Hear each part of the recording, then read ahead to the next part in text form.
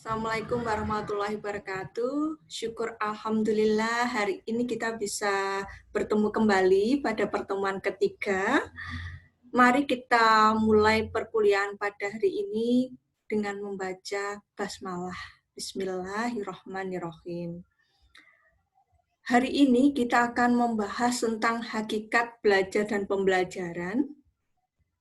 Tujuan pembelajaran yang akan kita capai pada hari ini, yaitu mahasiswa diharapkan dapat menjelaskan definisi belajar dan pembelajaran, menjelaskan ciri-ciri belajar dan pembelajaran, menjelaskan definisi hasil belajar dan motivasi belajar, menyebutkan prinsip-prinsip motivasi dan kondisi motivasional, menganalisis cara meningkatkan motivasi belajar, membedakan antara metode pembelajaran, pendekatan, teknik, taktik, dan strategi. Mengulang kembali atau mereview kembali definisi belajar yang telah kita pelajari pada minggu lalu, yaitu belajar adalah suatu proses perubahan yang relatif tetap dalam perilaku individu sebagai hasil dari pengalaman. Perubahan perilaku yang dimaksud harus dapat diamati dan berupa performance yang nyata, yang sesuai dengan tujuan yang telah ditentukan. Seperti pada hari ini, tujuan kita tadi sudah dijelaskan poin-poinnya tadi. Maka diharapkan pada akhir pertemuan ini nanti kita dapat mencapai tujuan-tujuan yang sudah kita plot. Nah, berikutnya ini ada dua filsuf ya yang terkenal sekali, yaitu Plato dan Aristoteles. Plato berpendapat demikian bahwa pengetahuan sebagai sesuatu yang ada dalam diri manusia dan dibawa lahir. Sedangkan Aristoteles menjelaskan tentang pengetahuan sebagai sesuatu yang ada dalam dunia fisik, bukan pikiran. Nah, Plato ini termasuk penganut filsafat idealisme yang berpendapat bahwa sumber pengetahuan adalah ide dalam diri manusia. Dan proses belajar adalah pengembangan ide yang telah ada dalam pikiran. Jadi, Plato atau penganut filsafat idealisme ini percaya tentang pikiran, pengetahuan yang ada dalam pikiran. Sedangkan Aristoteles ini adalah penganut realisme yang berpendapat bahwa sumber pengetahuan adalah pengalaman sensori dan belajar merupakan kontak atau interaksi individu dengan lingkungan fisik. Nah, berikutnya definisi pembelajaran. Ini juga sempat disinggung pada pertemuan minggu lalu.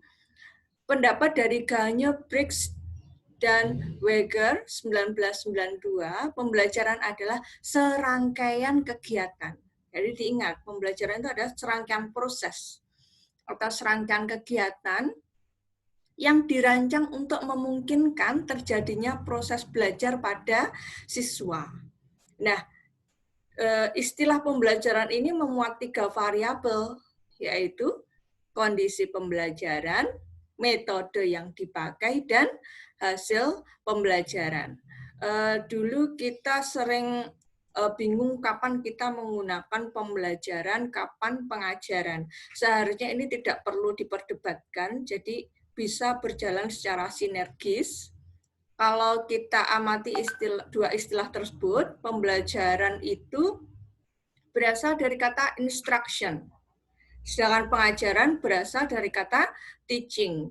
Nah, dua hal tersebut bisa kita pakai bersama-sama. Artinya kalau pembelajaran itu lebih kepada student centers atau pembelajaran berpusat pada siswa, sedangkan pengajaran itu pembelajaran yang berpusat pada guru atau teacher centers learning.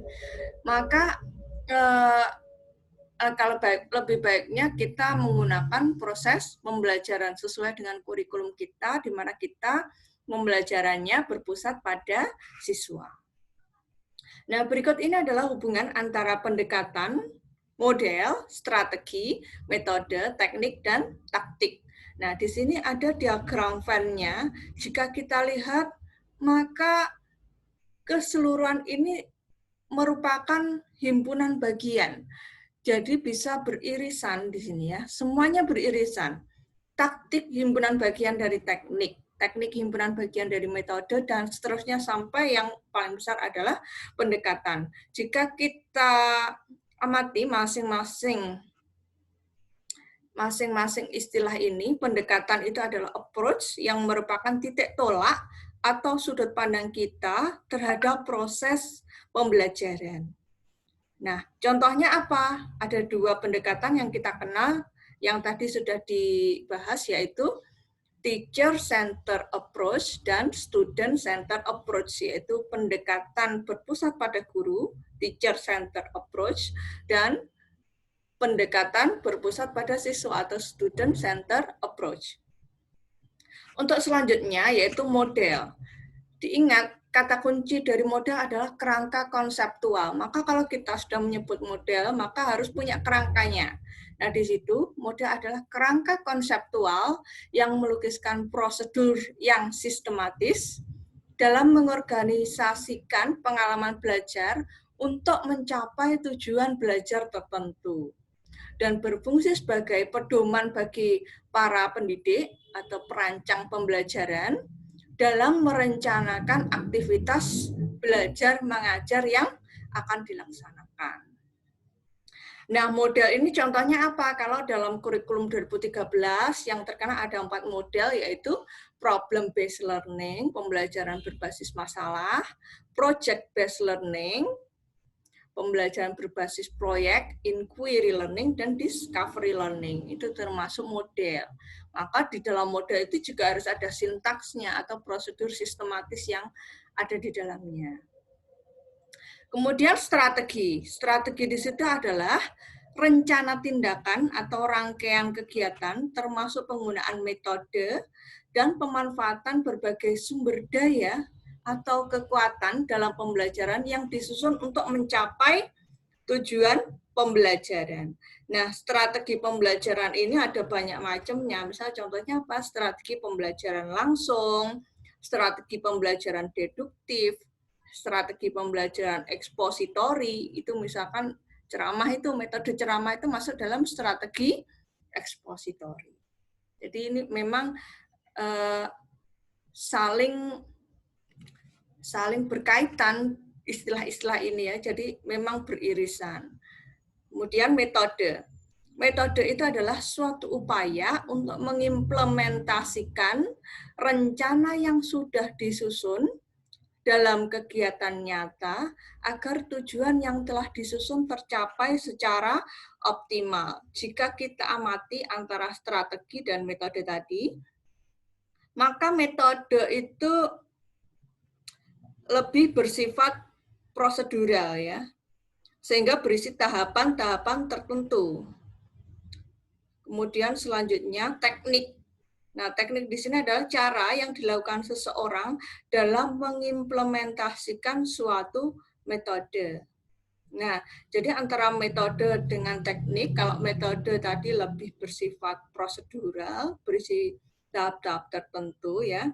Kalau teknik itu merupakan cara yang digunakan oleh pendidik dalam mengimplementasikan metode yang dipilih sehingga lebih bersifat implementif. Kemudian taktik. Taktik itu adalah gaya seseorang dalam melaksanakan suatu teknik atau metode tertentu. Nah, kadang meskipun ada dua orang yang punya metode sama, bisa dipilih metode ceramah. Tapi ketika melaksanakan, pasti dua orang tersebut mempunyai taktik yang berbeda, karena itu lebih bersifat individual. Jadi meskipun metode yang dipilih sama, tapi ketika pada prakteknya bisa jadi taktiknya juga berbeda, karena itu merupakan gaya seseorang ketika menyampaikan pembelajaran. Menurut UU nomor 20 tahun 2003 tentang Sistem Pendidikan Nasional, yaitu pembelajaran adalah proses interaksi peserta didik dengan pendidik dan sumber belajar pada suatu lingkungan belajar. Maka jika diamati pengertian ini, pengertian pembelajaran menurut Undang-Undang nomor 20 tahun 2003, ada beberapa komponen di dalamnya, yaitu interaksi, peserta didik, pendidik, sumber belajar, lingkungan belajar, maka kelima ini disebut 5 konsep pembelajaran. Jadi terdapat 5 konsep, diantaranya interaksi, sudah jelas ya, ini adalah komunikasi atau bentuk interaksi antara peserta didik dengan pendidik.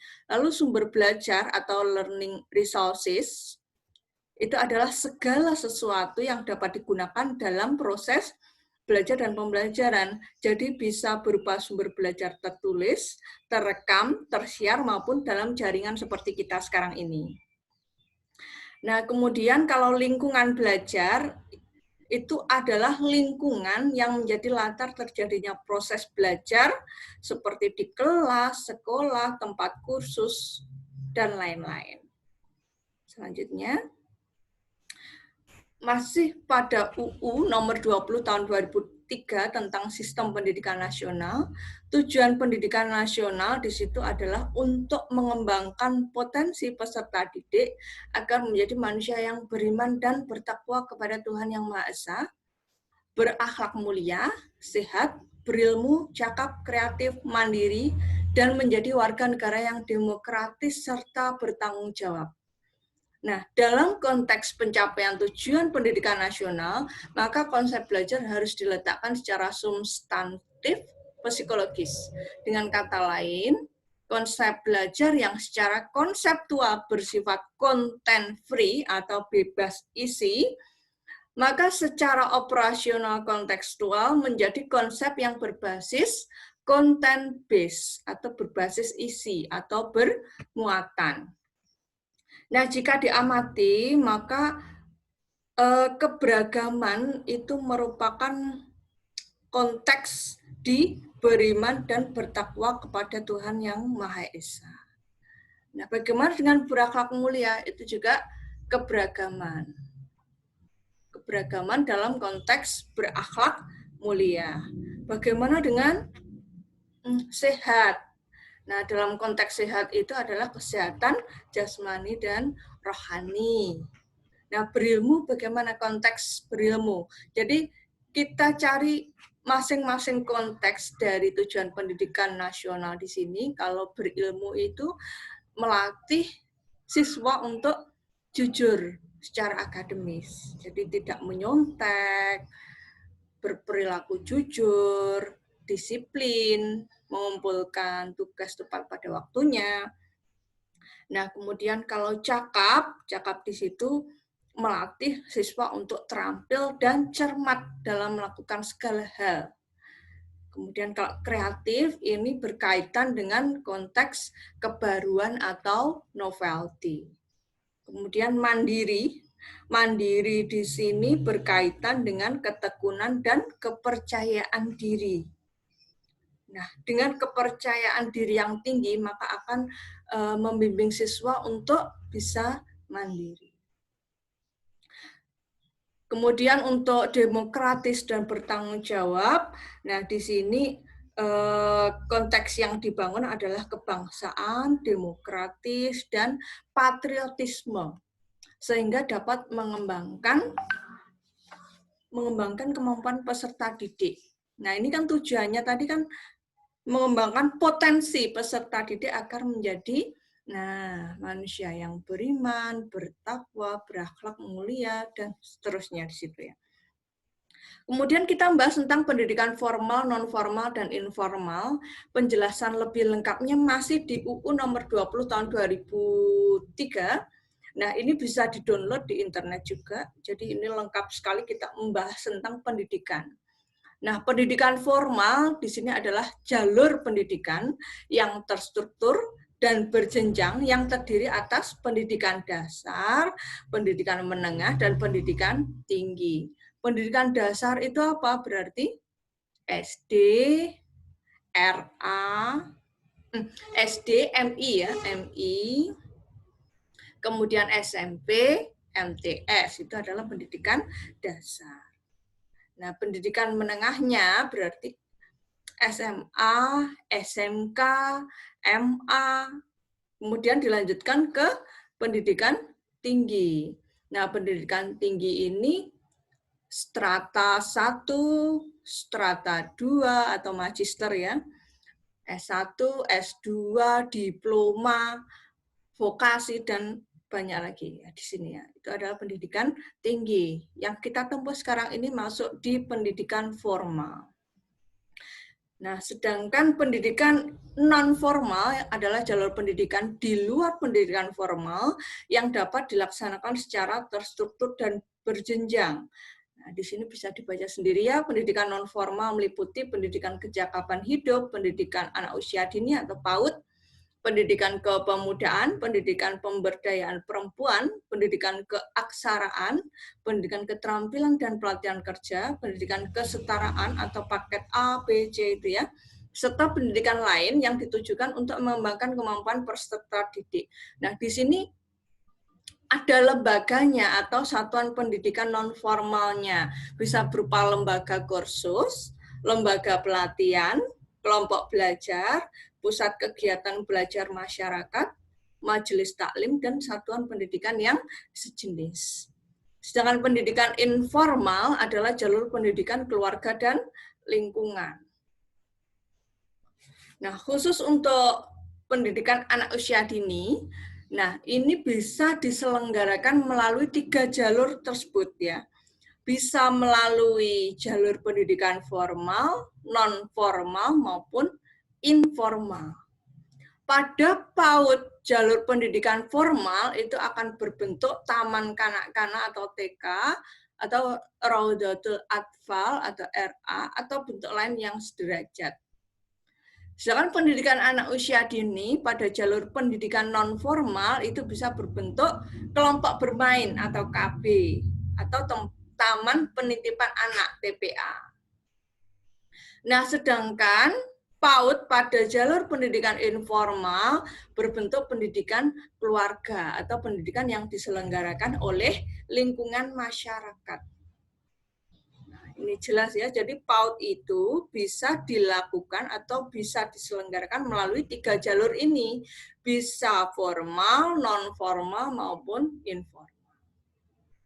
Ini penjelasan lebih lengkapnya perbedaan antara 3 tipe pendidikan ini ya. Ada pendidikan formal, tempat pembelajarannya harus di gedung sekolah. Kemudian non formal di luar gedung, kalau informal bisa di mana saja.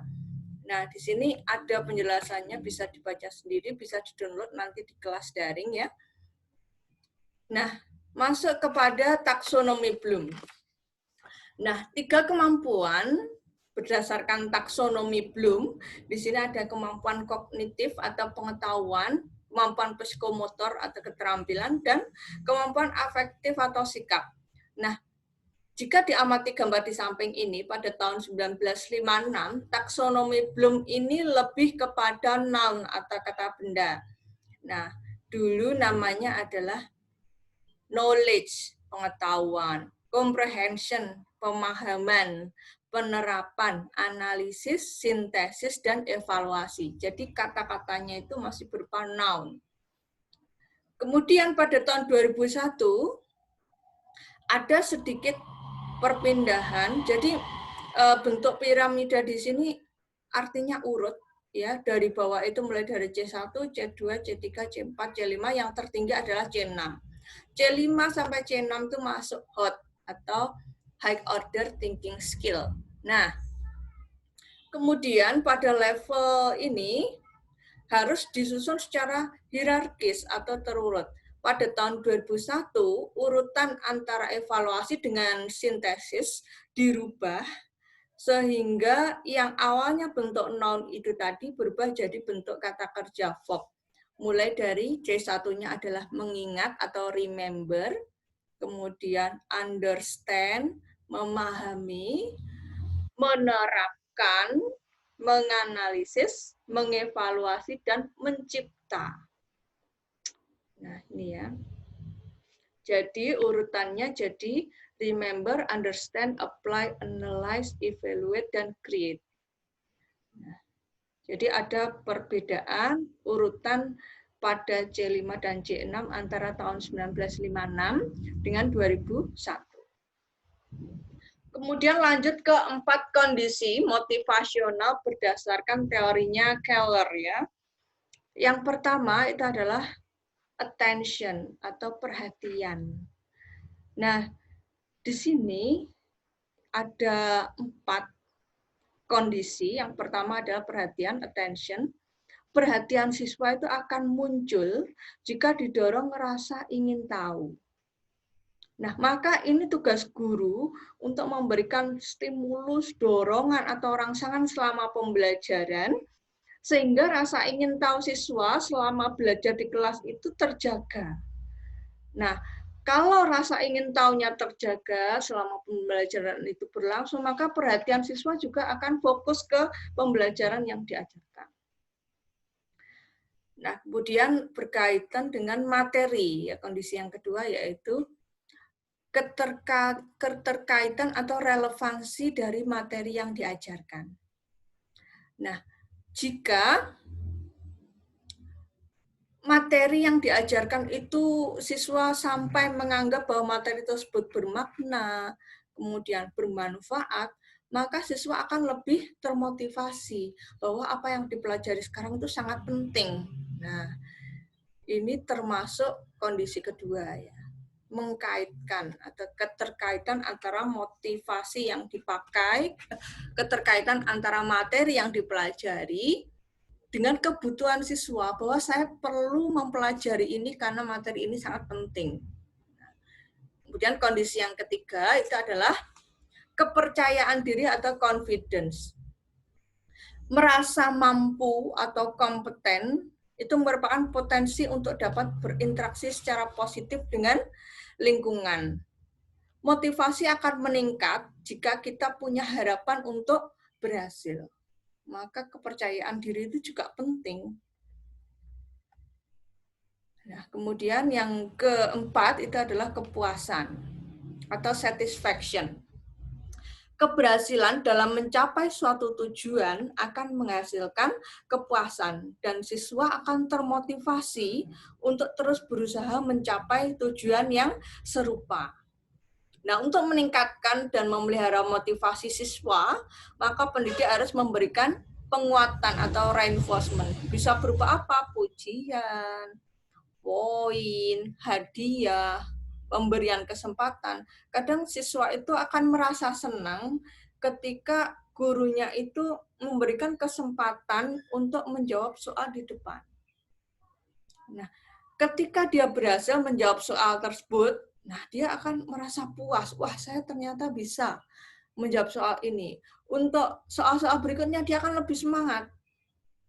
Karena dia sudah berhasil pertama, maka dia akan berhasil untuk berikutnya. Kemudian definisi motivasi belajar di sini adalah motivasi belajar adalah dorongan atau kekuatan dalam diri siswa yang menimbulkan kegiatan serta arah belajar untuk mencapai tujuan yang dikehendaki siswa. Nah, ini ya. Motivasi ada dua, ada motivasi intrinsik, ada motivasi ekstrinsik. Nah, kalau motivasi intrinsik itu motivasi yang tidak perlu dirangsang dari luar karena ada dalam diri setiap individu. Sehingga sudah ada dorongan untuk melakukan sesuatu. Jadi minatnya itu ada pada diri siswa itu. Misalkan dia suka berenang, maka tidak disuruh berenang pun oleh guru olahraganya, dia suka. Dia suka melakukan itu. Itu artinya motivasi intrinsik. Biasanya karena hobi, kesukaan, ya. Itu masuk motivasi intrinsik. Sedangkan motivasi ekstrinsik itu adalah motivasi yang muncul karena adanya dorongan dari luar atau motivasi yang berasal dari luar siswa. Misalkan gurunya memberikan penghargaan, pujian, hadiah. Namun kelemahannya ketika guru tersebut berhenti memberikan hadiah atau poin, biasanya akan luntur lagi. Maka lebih baik kita menumbuhkan motivasi intrinsik dalam diri siswa, karena itu akan lebih kekal dibandingkan dengan motivasi ekstrinsik. Oke, di sini adalah unsur-unsur motivasi belajar siswa.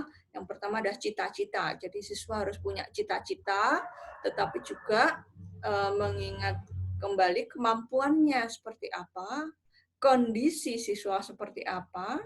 Ini kondisinya lengkap ya. Kondisi siswa, kondisi keluarga, kondisi fasilitas, dan seterusnya. Kondisi lingkungan siswa, dan upaya guru dalam membelajarkan siswa. Nah, di sini adalah cara meningkatkan motivasi belajar. Yang pertama adalah memberikan tugas menantang. Nah, tugas yang menantang itu tidak harus tugas yang sulit. Artinya tugas tersebut harus diperkirakan bisa siswa tersebut mengerjakan sesuai dengan kemampuannya. Jadi tidak terlalu sulit, juga tidak terlalu sukar. Kemudian yang kedua adalah mengurangi penekanan belajar pada tes penilaian. Jadi siswa itu tidak suka jika pembelajaran yang berlangsung itu hanya menekankan pada penilaian. Jadi pemberian tes.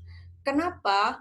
Pemberian tes itu kurang memotivasi siswa untuk belajar karena siswa hanya bertujuan pada nilai yang baik.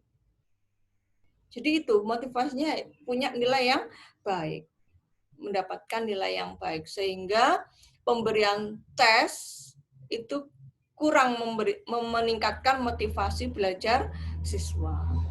Kemudian yang ketiga, memberikan bantuan tetapi tidak overaktif. Maksudnya overaktif itu apa? Bantuan yang diberikan kepada siswa itu sebatas yang diperlukan siswa saja. Jadi tidak perlu berlebihan.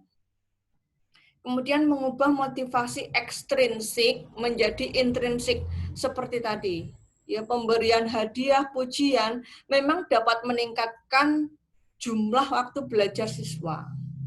Tetapi ketika tidak diberikan motivasi itu, tidak diberikan lagi, maka siswa akan kehilangan minat untuk belajar. Nah, alangkah lebih baiknya untuk mengubah motivasi ekstrinsik itu tadi ke intrinsik, maka ketika kita membelajarkan materi kepada siswa, maka kita harus menjelaskan apa sih pentingnya kita mempelajari ini. Nah, untuk membangkitkan rasa ingin tahu siswa, minat siswa dari dalam diri. Nah, ketika siswa sudah tertarik, nah maka akan termotivasi untuk mempelajari hal tersebut. Memberikan hadiah. Nah, ini cocok sekali untuk siswa yang ingin mendapatkan penghargaan, misalkan juara kelas, juara sekolah, juara seni, juara lomba. Nah, itu banyak sekali di sekolah-sekolah sekarang yang memberikan hadiah karena ada lomba antar kelas atau lomba antar sekolah. Kemudian yang keenam yaitu menaruh harapan tinggi pada semua siswa. Kadang perlu guru itu mengungkapkan pernyataan-pernyataan bahwa guru tersebut mempercayakan kemampuan-kemampuan siswanya, bahwa siswa tersebut mampu, pintar, berhasil menyelesaikan tugas-tugasnya, maka harapan-harapan yang sering diungkapkan guru tersebut akan mendorong motivasi siswa. Kemudian yang ketujuh, memberitahukan hasil belajar. Nah, ini masih ada sedikit perdebatan ya. Mungkin cara memberitahukan hasil belajar itu juga harus punya metode tersendiri. Jangan sampai hasil belajar itu diumumkan di kelas dan dilihat teman-temannya berapa nilainya, berapa skornya. Kadang ada siswa yang punya sakit sesak. Nah, Ketika mendapatkan nilai yang jelek, kemudian diumumkan di depan kelas, kadang kambuh seseknya itu ya. Nah, itu yang mungkin kita sebagai guru ingin memotivasi belajar dengan memberitahukan hasil belajar, itu mungkin menggunakan cara tersendiri. Misalkan dibagikan langsung ke siswa yang bersangkutan. Jadi jangan ditempel di dinding kelas gitu ya.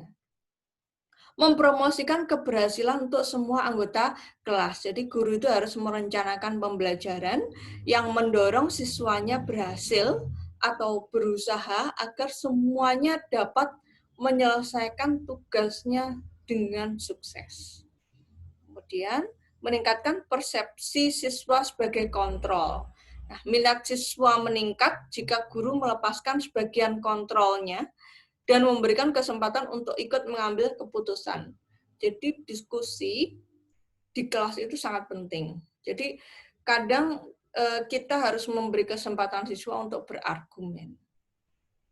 Kemudian mengubah struktur tujuan penghargaan. Nah, di sini ada 3 tipe. Yang pertama adalah tipe belajar kompetitif yang menekankan perbuatan perbandingan antara siswa dan menciptakan situasi menang dan kalah. Nah, ini ada jiwa kompetitif antar siswa. Kemudian yang kedua adalah tipe belajar kooperatif, menekankan pada saling ketergantungan dan menjadikan usaha individual sebagai tujuan lebih utama dari belajar daripada kemampuan individual. Jadi di sini kerjasama tim sangat penting. Nah, dengan kerjasama itu nanti tidak hanya kemampuan masing-masing individu, tapi menjadi kemampuan kelompok. Nah, ini akan menciptakan saling ketergantungan antar anggota, jadi akan lebih suka berdiskusi antar teman. Kemudian yang ketiga adalah orientasi individualistik, di mana tugas-tugas belajar diberikan kepada siswa secara individual dan tiap siswa bekerja dengan kecepatannya masing-masing. Nah, ini ada 3 tipe struktur tujuan penghargaan. Bisa dipilih salah satu, tetapi yang paling sesuai dengan keadaan kurikulum kita sekarang itu adalah tipe belajar kooperatif dengan sesekali menggunakan tipe belajar kompetitif. Banyak sekali sekarang game pembelajaran atau game yang bisa dimainkan secara online yang bisa meningkatkan jiwa kompetitif siswa. Nah, ya. Ini ada sedikit quote ya. Seseorang tidak dilahirkan sukses, namun mereka akan sukses bila berjuang dari titik terendah menuju titik yang lebih tinggi. Keberhasilan tersebut didapat karena mereka bisa mengalahkan diri sendiri. Sesungguhnya mengalahkan emosi sendiri, menghilangkan rasa tidak percaya diri dan rasa takut adalah kunci untuk mencapai kesuksesan Anda sendiri. Selesai ya. Baik. Pembelajaran kali ini ditutup dengan kuis ya. Kuis ini adalah kuis yang kedua, masih ada kuis yang ketiga untuk pertemuan berikutnya. Kita membahas tentang jenis belajar. Nah, maka nanti akan ada 3 nilai kuis. Tugas Anda berikutnya yaitu membuat makalah sesuai dengan judul yang diperoleh ketika pembagian kelompok.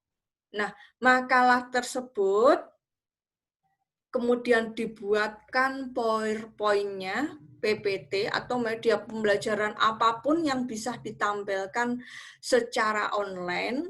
Nah, kemudian di-upload di YouTube, kemudian link-nya dikirimkan ke saya. Jadi yang dikirimkan ke saya ada 3, yaitu makalah, kemudian PowerPoint atau PPT atau media pembelajaran, dan yang ketiga adalah link YouTube. Maka kalian semua harus punya YouTube channel untuk upload video tersebut. Nah, silakan dipelajari, tutorialnya banyak sekali di YouTube bagaimana cara merekam video. Gitu ya. Terima kasih. Saya akhiri pembelajaran hari ini. Wassalamualaikum warahmatullahi wabarakatuh.